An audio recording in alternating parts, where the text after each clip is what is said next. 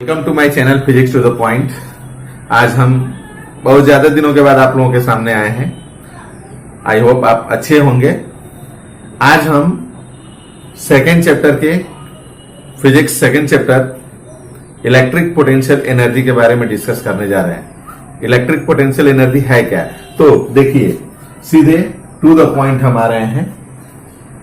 दो चार्जेस को, दो चार्ज बॉडी है, दो लाइक चार्ज बॉडी है या दो चार्जेस हैं, दोनों चार्ज एक दूसरे से इनफाइनाइट पर हैं। ठीक है, one charge is in rest. एक चार्ज को हम ये प्लस, ये चार्ज ये रेस्ट में है, Q1 रेस्ट में, ये आपका रेस्ट में है और इसका ये फील्ड है, ये फील्ड बन रहा है, ये इलेक्ट्रिक फील्ड बन रहा है और इस इलेक्ट्रिक फील्ड के बाहर एक दूसरा चार्ज Q2 है। अब ये दोनों चार्ज एक दूसरे से इलेक्ट्रिक फील्ड, यानी एक चार्ज रेस्ट में है और दूसरा चार्ज इनफाइनाइट पर है। इन दोनों चार्जेस के बीच कोई फोर्स अप्लाई नहीं होगा। जब इन दोनों चार्जेस के बीच कोई फोर्स अप्लाई नहीं होगा तो यहां पर वर्क डन 0 मिलेगा। यहां का वर्क, ये रेस्ट में है तो यहां का वर्क आपका W1 इज इक्वल टू 0 मिला। अब सेकेंड चार्ज ये इनफाइनाइट पर है तो यहां का वर्क डन भी 0 होगा। इनफाइनाइट पर अगर कोई चार्ज है तो वहां का वर्क डन क्या होता है? 0। अब हम करते क्या है कि इस सेकेंड चार्ज को इनफाइनाइट से फील्ड के अंदर लाते हैं, एक ऐसे पॉइंट तक लाते हैं, इनफाइनाइट से फील्ड के अंदर एक ऐसे पॉइंट तक लाते हैं जिससे कि उन दोनों चार्जेस के बीच फोर्स लगने लगे। तो जैसे ही उन दोनों चार्जेस के बीच फोर्स लगने लगता है तो मैंने क्या किया? मैंने एक सिस्टम बनाया, एक ऐसा सिस्टम बना कि अब इन दोनों चार्जेस के बीच फोर्स अप्लाई होने लगा। तो सिस्टम के फॉर्मेशन में एक सिस्टम बनाया गया। उस सिस्टम के फॉर्मेशन में मैंने वर्क किया। इसको यहां से यहां तक लाने में हमें वर्क करना पड़ा W2। तो किसी सिस्टम, एक ऐसा सिस्टम मैंने बनाया, यहां एक चार्ज है, सपोज यहां एक चार्ज है, सपोज ये प्लस चार्ज है और इस यहां पर ये रेस्ट में है, ये रेस्ट में, तो W1 0 हो गया। हम इनफाइनाइट से किसी चार्ज को लेके आ रहे हैं Q2 को, तो लेके आने में, फील्ड तक के किसी पॉइंट तक लेके आने में हमें वर्क W2 करना पड़ेगा। तो हमने एक सिस्टम बनाया और सिस्टम के फॉर्मेशन में हमें वर्क करना पड़ा। यही वर्क, ये वर्क इस सिस्टम में as in the term of potential energy consumed हो जाता है, जिसको कि हम लोग इलेक्ट्रिक पोटेंशियल एनर्जी कहते हैं। यानी हम लोग इलेक्ट्रिक पोटेंशियल एनर्जी को कैसे डिफाइन कर सकते हैं? तो हम लोग कह सकते हैं कि for the formation of a system the work is done for the formation of a system is consumed as in the term of potential energy in this system. इस सिस्टम में पोटेंशियल एनर्जी के रूप में consumed हो जाता है, तो इसको हम लोग इलेक्ट्रिक पोटेंशियल एनर्जी कहते हैं।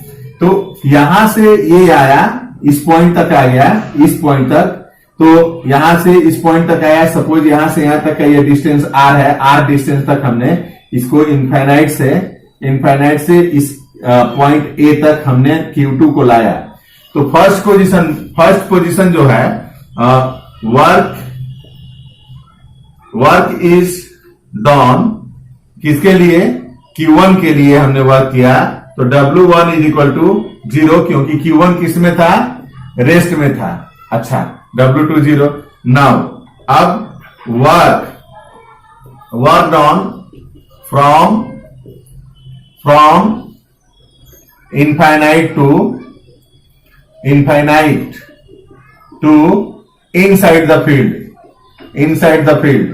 इनसाइड फील्ड में लाने के लिए हमारा वर्क क्या होगा?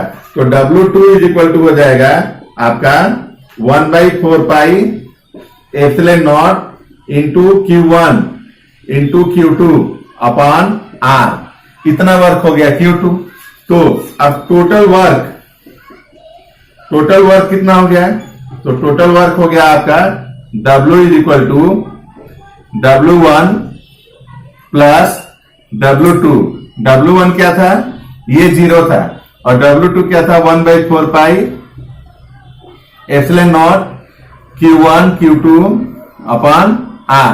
तो इस तरीके से हम लोग between two charges, work done between, ये क्या हो गया, work done between two charges हो गया। टू चार्जेस, दो चार्जेस के बीच हमने वर्क डन निकाल लिया, 1/4πε0 Q1 Q2 अपन R हुआ। ये दो चार्जेस के बीच हमारा वर्क निकला, फाइंड आउट हुआ। तो हम लोग ऐसा नहीं कि केवल दो ही चार्ज के बीच वर्क निकाल सकते हैं, और इसको एक्सप्लेन किया जा सकता है work done between 3 charges, work done between 4 charges हम लोग इजिली फाइंड आउट कर सकते हैं। जैसे मान लीजिए कि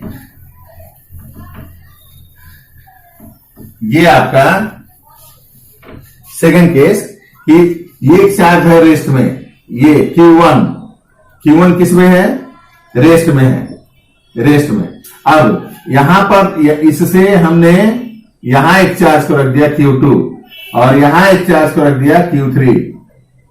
आप देखिए ये Q1 को हम इनफाइनाइट से यहां लाए हैं, कहां से, इनफाइनाइट से लाए Q2 को, Q3 को भी हमने इनफाइनाइट से लाया और एक ट्रेंगुलर शेप दे दिया मैंने, इनफाइनाइट से इसको ला दिया, इनफाइनाइट से इसको ला दिया, ये तो ऑलरेडी यहां था ही। अब इसके बीच का जो डिस्टेंस हुआ R12 हो गया, इसके बीच का डिस्टेंस हो गया R13 हो गया, इसके बीच का डिस्टेंस हो गया R23 हो गया। अब हमें वर्क डन निकालना है between 3 charges, work done between 3 charges, ये 3 चार्जेस के बीच वर्क डन निकालने जा रहे हैं। तो वर्क डन बिटवीन 3 चार्जेस हमें निकालना है, तो वेरी सिंपल, इसके बीच का वर्क निकालेंगे, वर्क डन बिटवीन किसके बीच, Q1 Q2 के बीच वर्क निकालेंगे। तो ये W1 हो जाएगा 1/4πε0 into Q1 Q2 upon R12, ये इक्वेशन फर्स्ट हो गया। Similarly work done between Q1 and Q3, तो इसके बीच निकालेंगे तो W2 आपका 1/4πε0 into Q1 Q3 upon R13 हो गया। वैसे ही अगर वर्क डन हमने निकाल लिया क्या, बिटवीन Q2 एंड Q3, तो ये आपका W3 हो जाएगा आपका 1/4πε0 इंटू Q3 अपॉन R23। तो टोटल वर्क, नेटवर्क हमारा कितना मिल जाएगा, तो net work W is equal to W1 plus W2 plus W3। तो हम इन तीनों इक्वेशन को क्या कर देंगे, ये सेकेंड इक्वेशन मिला और ये थर्ड इक्वेशन मिला, इन तीनों इक्वेशन को ऐड कर देंगे। तो तीनों इक्वेशन को ऐड करेंगे, 1/4πε0 कॉमन हो गया और होगा आपका Q1 Q2 अपन R12 प्लस Q1 Q3 अपन R13 प्लस Q2 Q3 अपन R23। तो इस तरह से हम लोग वर्क डन निकाल लेते हैं बिटवीन 3 चार्जेस। 3 चार्जेस के बीच हम लोग वर्क कैसे निकालते हैं ये आपके सामने है। अब अगर मान लीजिए कि कोई चार्ज, नंबर ऑफ चार्जेस जैसे 2 से 3, 3 से 4 यानी 4 चार्जेस अगर किसी स्क्वायर के वर्टिसेस पर सिचुएटेड हो, जैसे ये एग्जांपल, ये आपका एक एग्जांपल हम दे रहे हैं। सपोज कीजिए कि ये आपका एक स्क्वायर है, ये स्क्वायर है, ये A B C और ये D है। यहां पर Q1 Q2 Q3 and Q4 charges हैं। Q1 is equal to Q है, Q2 is equal to minus Q, Q3 is equal to फिर माइनस Q और Q4 is equal to Q। इस तरीके से हैं और इसके बीच हमको वर्क निकालना है। यहां हमको वर्क निकालना है। तो सबसे पहले हम लोगों का इसका डायगोनल का इंटरसेक्टिंग पॉइंट ले लेते हैं। ठीक, ये डायगोनल का इंटरसेक्टिंग पॉइंट हो गया O।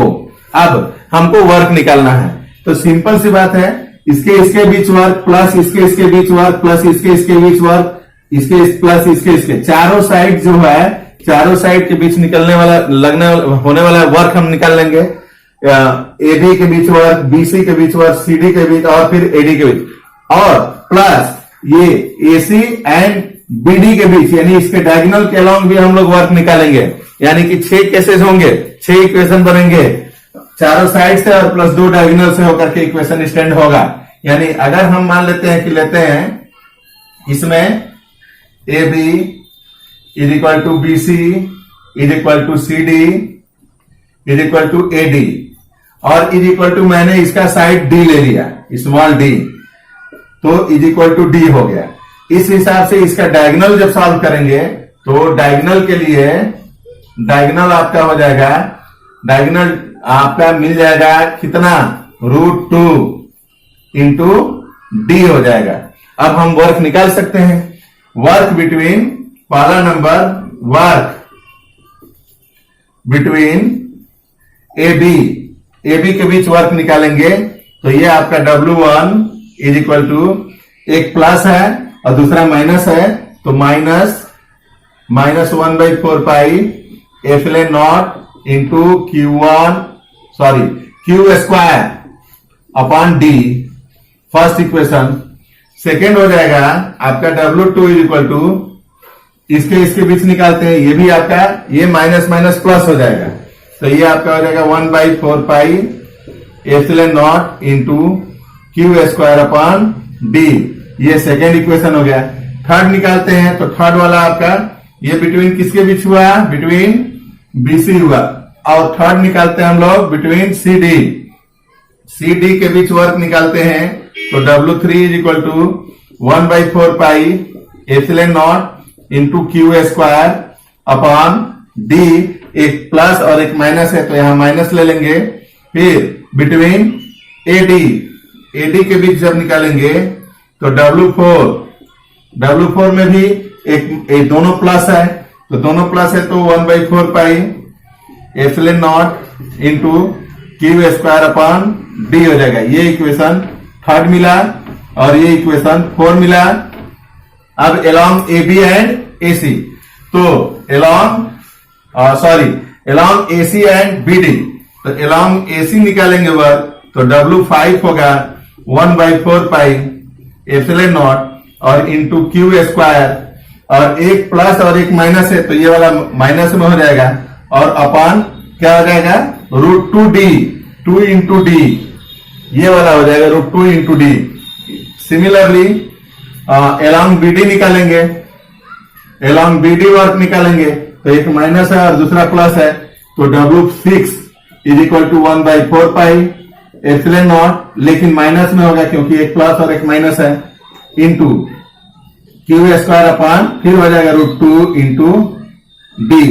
अब नेट वर्क निकालेंगे, तो नेट वर्क को हम लोग को नेट वर्क निकालेंगे, तो सभी को जोड़ लेंगे, W is equal to W1 plus W2 plus W6 तक। और इस तरीके से हम लोग वर्क डन टोटल ऐड करके और फाइंड आउट कर लेते हैं, और हम लोग ऐसे समझ लेते हैं, ये जो वर्क होता है, ये जो टोटल वर्क हम निकालते हैं, ये कंज्यूम्ड हो जाता है as in the term of potential energy of the system, therefore it is called potential energy.